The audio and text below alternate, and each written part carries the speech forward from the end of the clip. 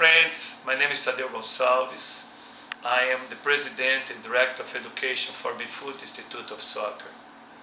For many years, for almost 40 years, we have been analyzing, implementing, and observing the best methodology to be implementing in North America. We're glad to, after all these years, and thank you for so many educators and players all over the world, because we have been implementing this methodology in more than 40 countries. We are here today to share and establish our new educational, what you call the educational newsletters. And we'd like to today bring to you probably one of the most important factor or concept that we should put in consideration to make our countries and our programs more successful. You understand that 5 factors are major to establish any successful club or program. You need a good planning. Parallel to planning, you have to have facilities, not only for outdoors, but for futsal, and why not for beach soccer, because those 3 environments are very critical and important to develop a complete player. The third factor is develop the educators.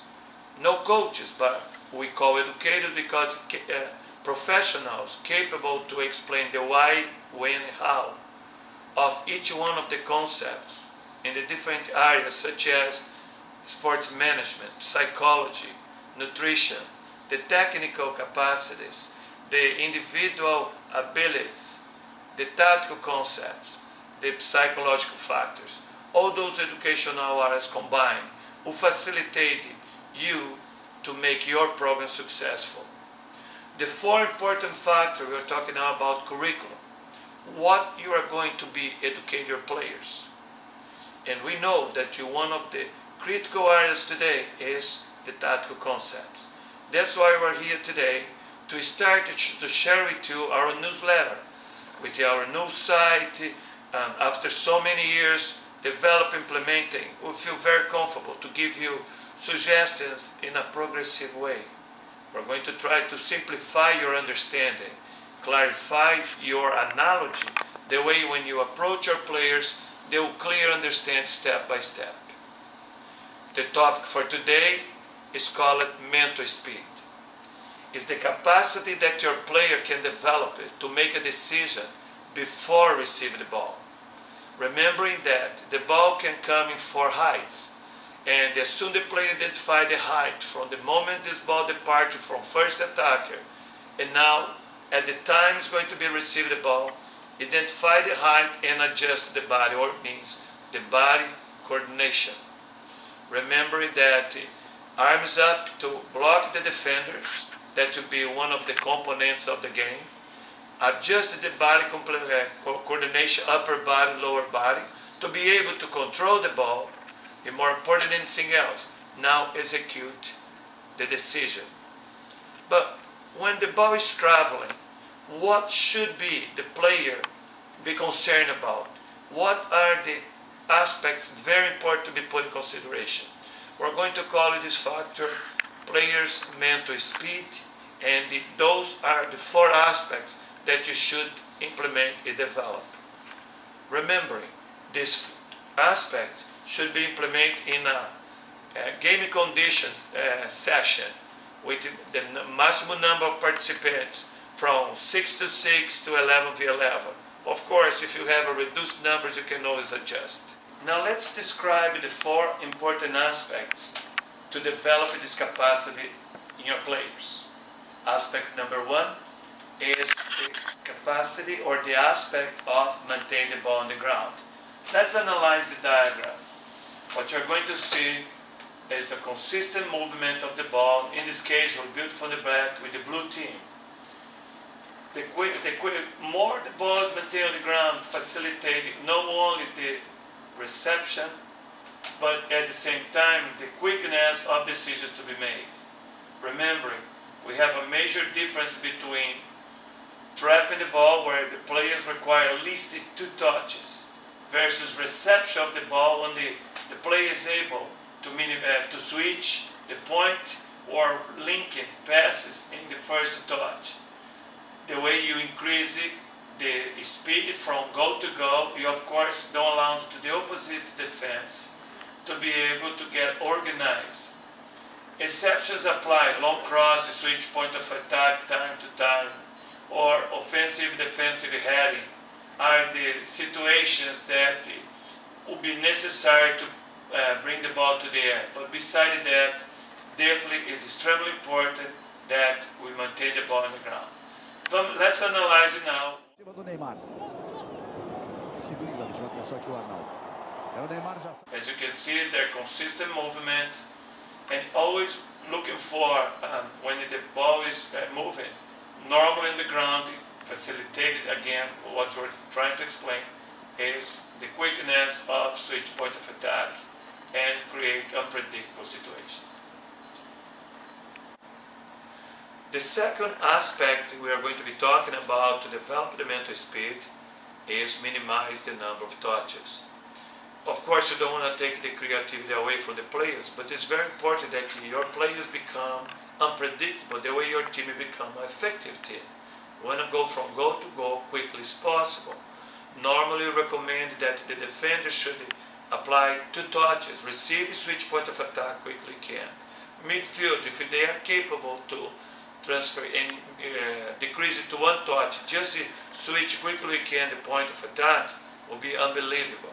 Of course, if necessary, more touch. But remember, the function of the midfields are linking. Quickly they touch or deliver this ball to the attack. Less times the defender will have to neutralize the possible options. In the attack, in offensive third, of course, the players needs to use whatever they need in terms of numbers of touches to be able to create a game situation, a score situation, and achieve the goals. One of the important points here that we would like to do, the pass is not done by the player with the ball, but for the player that show up in a space quickly spots. Let's analyze now the diagram, just for you to visualize what we're talking about. And it's very important that after that, you're going to see in a gaming condition where Barcelona is implementing this aspect. It's always important we understand that faster we get to the opposite goal, less times will be allowed to the opposite team. Let's observe again the diagram where you see the consistent movements. Again, normally we would recommend 2 touches in the defensive third. The midfield has to be capable to create the offensive opportunity to the attackers, if it's possible in 1 touch, because as the zone, the offensive zone, that's when definitely they are going to be necessary for them to use more touches.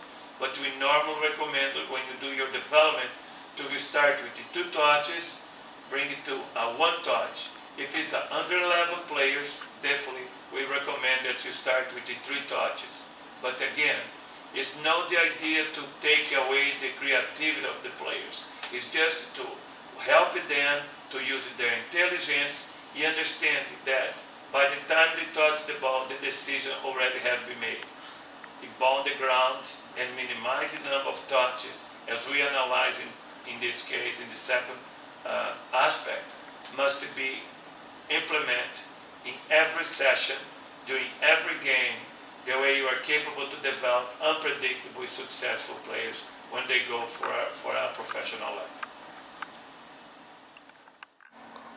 The third aspect that when you are developing mental speed, we're talking about now in terms of diagonal passes. We mentioned this before. The passes done by the player show up in a space. Could be diagonal offensive or defensive. Avoid the square balls because besides being very predictable, could create injury situations.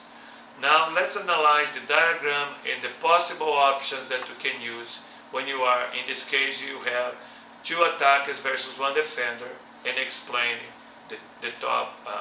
both options, offensive and defensive. Aspect number 3, diagonal passes. Let's analyze now the diagram. As you can see, you have 2 attackers in red versus 1 defender. Number 11 receives the ball and pass the ball in square. When this ball is passing square, it's very important to understand, becomes extremely predictable, this pass, because the defender is in equal physical distance, the two attackers and the defender. This means become extremely predictable that the number 11 is going to deliver this ball to number 9. And what number 3, as the defender, as a decision is going to be done, is he's going to prepare himself or herself to come and pressure number 9 even before receiving the ball.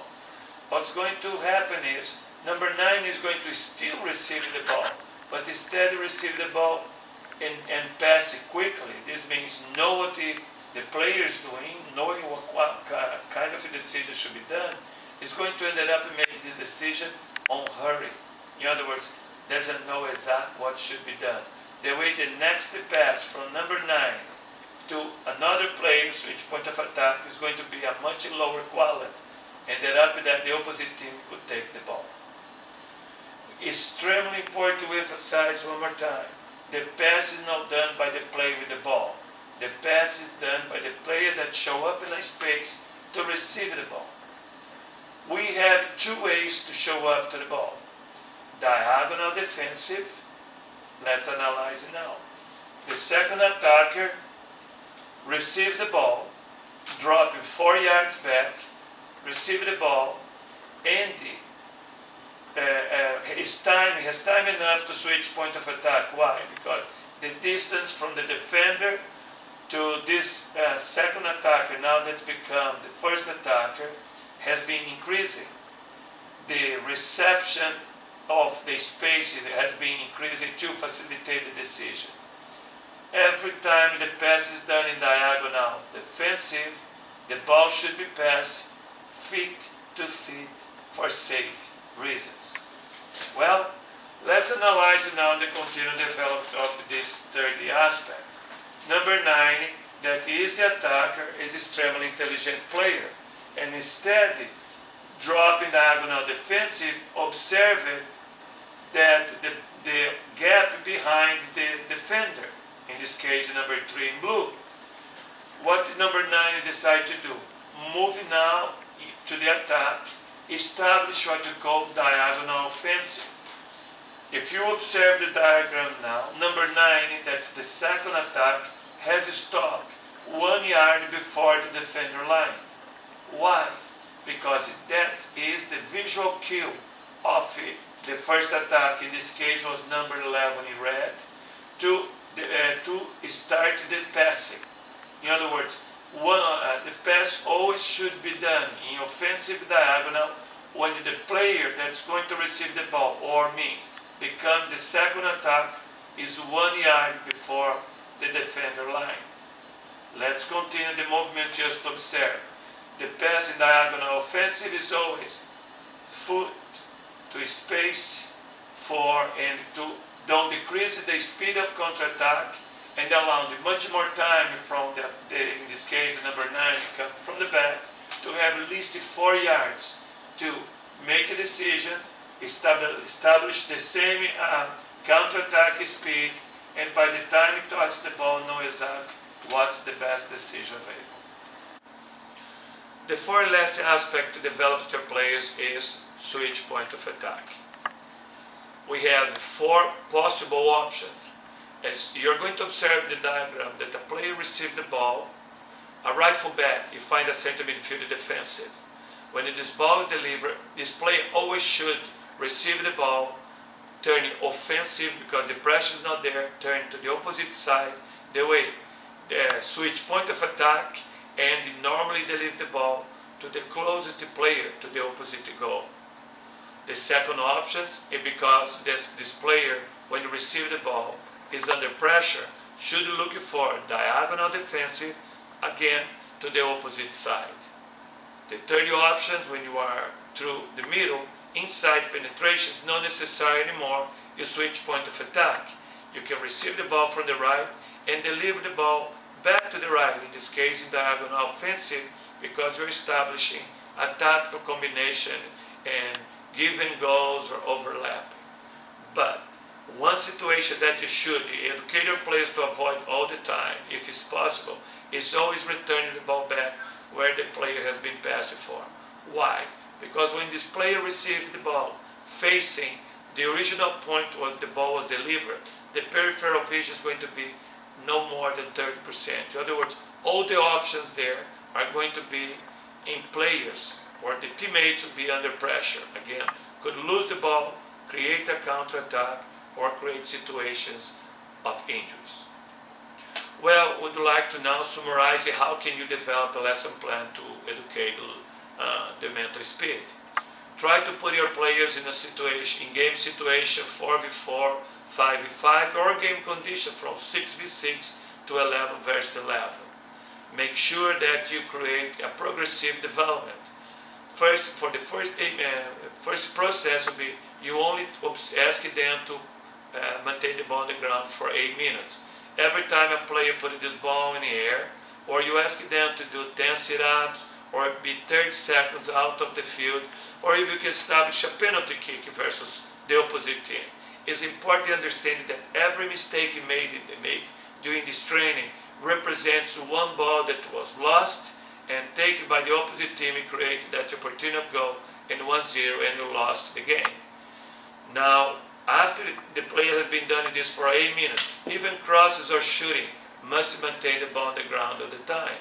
Now you're going to add the second 8 minutes where they will maintain the ball on the ground and you minimize the number of touches. The number of touches is going to depend on the level of the players you have. Younger ages, under 12 and below, we recommend you always start with 3 touches maximum. And you try to avoid the 1 touch at this moment because you don't want the player just come and kick. You want to make sure they receive control and deliver back.